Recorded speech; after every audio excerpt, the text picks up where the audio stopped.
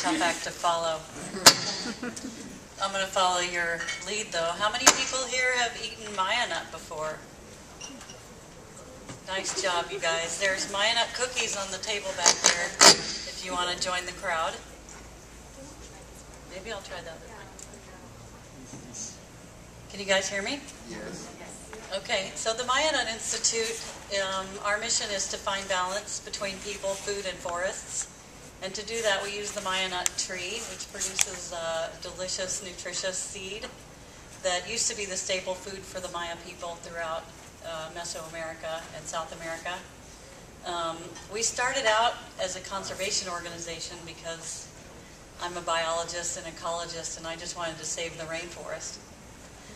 I realized that the problem with the rainforest is the people who clear it to grow food. So they're cutting down, in a lot of places, cutting down the Maya nut tree to grow things like corn and rice and beans and things, which are all yummy and delicious, but they don't provide habitat or protect water. They don't protect the soil. They don't protect biodiversity. So in order to achieve our conservation goals, we realized we needed to start working with the people.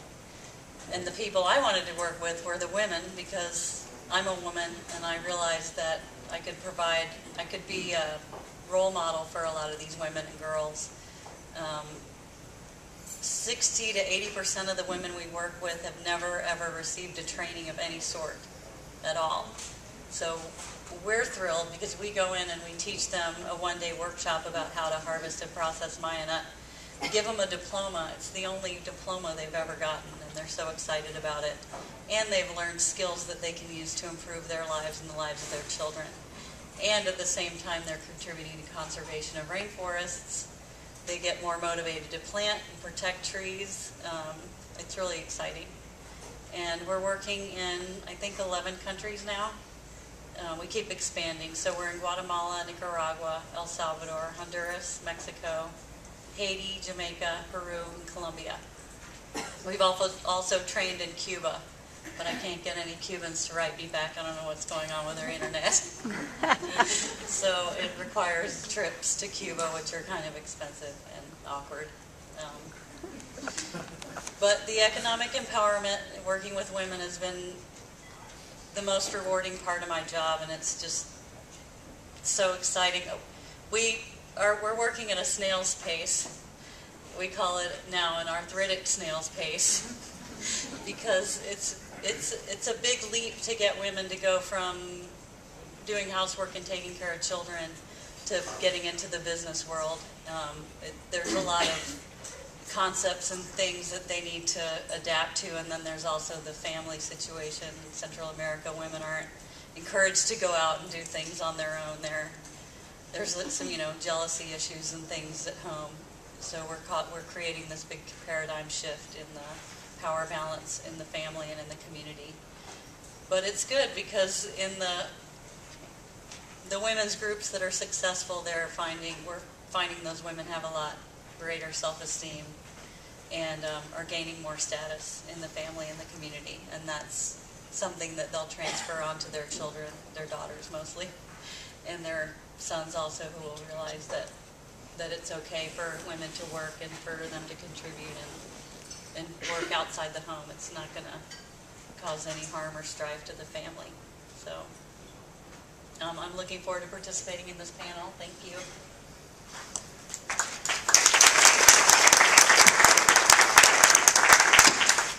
Well, it wouldn't be a panel if there weren't any technical difficulties, so sorry about it. I think we've got it fixed now. You had met Roxanne Paiva earlier this evening, and I just wanted to recognize her as actually one of my co-founders of the Community Cloth Project. And the only reason she's not up here and I am is because I won the coin toss and get to spend all the time with you. For people who know me, know that I just cannot stop talking about this project. That's really near and dear to my heart. The Community Cloth is a nonprofit microenterprise program supporting refugee women who've resettled to Houston from all over the world. And before I begin my remarks, I actually want to recognize a handful of the refugee women artisans who have joined us tonight. If you can please stand up, Durga and Lachi. And we have a couple more in the audience. We'd love for people to meet you. They're shy.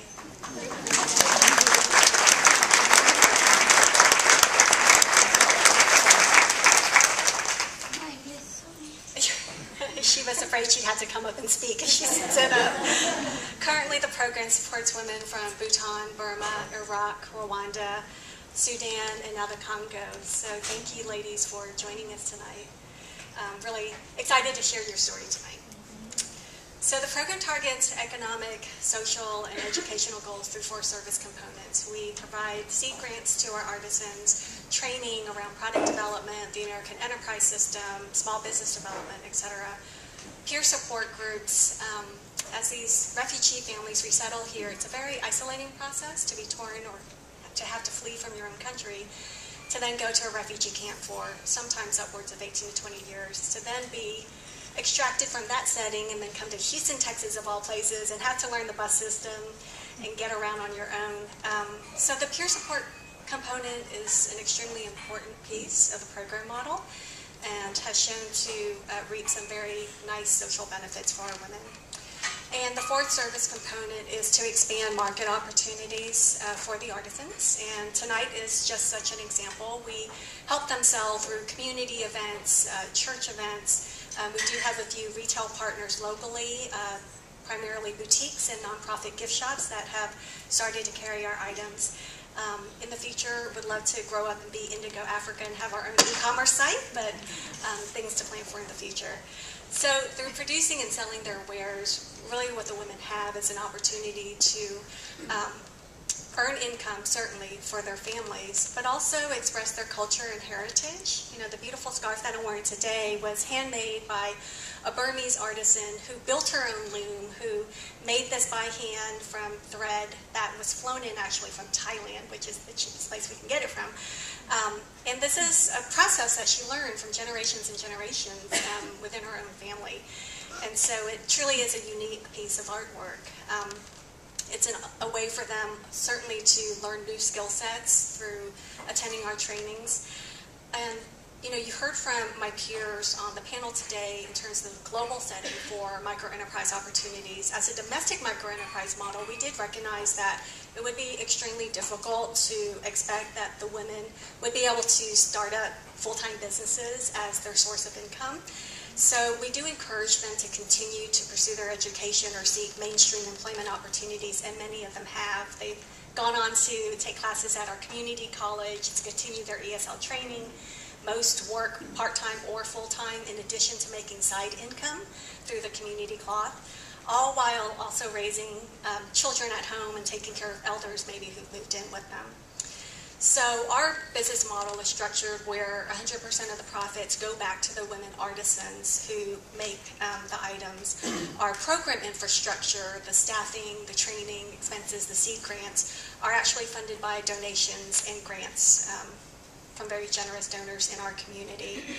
So since our inception about 3 years ago, the cloth has worked with over 63 refugee women and their family members, which total about 250 unduplicated clients in the Houston-Harris County area. And to date, the women have sold over $75,000 worth of profits, all going back to pay the bills, to avoid evictions, to buy school supplies for their children. Very empowering process to become a consumer. And for many of the refugee women artisans, this is actually the first time they've been recognized for their work. You know, they may have produced and sold handicrafts overseas for working for less than $1 a day. Now they're able to really set their own prices and sell directly to the consumer and use those items up the money, like I said, to benefit their families. And I've been asked why I'm so invested in refugee issues before. So aside from my life's commitment as a social worker and philanthropist to support vulnerable populations, I myself am a refugee who fled the Vietnam War with my family. So many years ago, I won't say how old I am, but our family, fled on in a small boat and were at sea for about 45 days before we were rescued and picked up, and offered this new opportunity to start a safe new life here in the U.S. And so, though I was just a baby then, I can imagine the hardships, the desperation and isolation that my own family and parents felt just coming over fresh from a war. And so this really is the refugee story. All of the women had that same story, and so that's why I feel so close to them and feel I have a bond with them despite where they might be coming from throughout the globe. So that's why I'm involved with the Community Cloth in our global village, and I just look forward to sharing more with you throughout the evening.